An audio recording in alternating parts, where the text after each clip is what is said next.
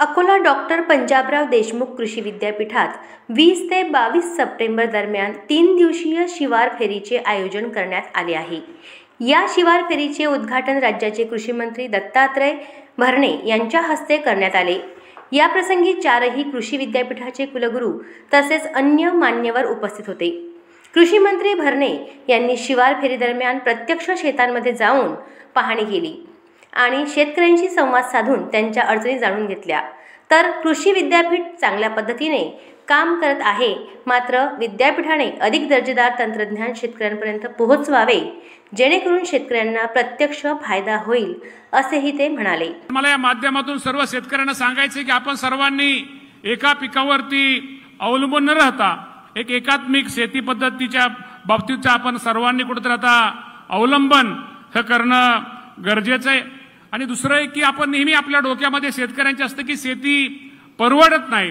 शेती परवडत नाही म्हणण्यापेक्षा शेती परवडण्यासाठी आपण काय केलं पाहिजे, कुठलं तंत्रज्ञान वापरलं पाहिजे, यासाठी आपण सर्वांनी आपल्या सगळ्यांचा भर हा निश्चित प्रकारे बंधून असला पाहिजे।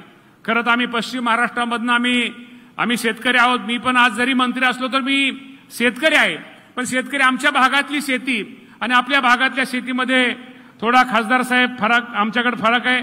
आमचं ऊस, द्राक्ष, डाळिंब, गहू किंवा पेरू ही आमची पिकं जयस्वाल साहेब वेगळी आहेत आणि इथं वेगळे आहेत। तिथं मला वाटतं सोयाबीनवरती आपल्याकडे जास्त सोयाबीन, तूर, मूग म्हणजे ह्या आपल्या जी कडधान्य आहेत ह्यामध्ये आपल्या कापूस किंवा ज्या भागामध्ये पाऊस मला वाटतं गडचिरोली भागात तिथं कापसाचं पीक हे इथं आपण त्याला तुम्ही धान्य मला वाटतं काहीतरी आपण म्हणता हे ह्याचा जास्त घेतलं जातं।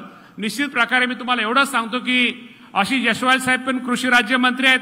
आम्ही दोघं या राज्याचे मुख्यमंत्री देवेंद्रजी फडणवीस साहेब असतील, एकनाथजी शिंदे साहेब असतील, अजितदादा पवार साहेब असतील, हे तिन्ही नेत्यांचं लक्ष हे तिघांना पण निश्चित प्रकारे एक शेतीविषयी किंवा शेतकऱ्यांविषयी एक जिव्हाळा असल्यामुळं त्या सर्वांचं आम्हाला एक सांगणं असतं की निश्चित प्रकारे आपण शेतकऱ्यांसाठी काय केलं पाहिजे, शेतकऱ्याची उन्नती कशामध्ये होऊ शकते हा त्यांचा आम्हाला नेहमी सांगावा असतो। कारण निश्चित प्रकारे येणाऱ्या काळामध्ये भविष्य काळामध्ये माझ्या शेतकऱ्यांसाठी जे जे काय धोरणं चांगली करता येतील त्यामध्ये शेतकऱ्यांचं हित ज्यामध्ये होईल यासाठी भविष्यामध्ये निश्चित प्रकारे आम्ही सगळेजण शेतकऱ्यांसाठी चांगले निर्णय घेण्याचा प्रयत्न आमचं कृषी विभाग निश्चित प्रकारे करील।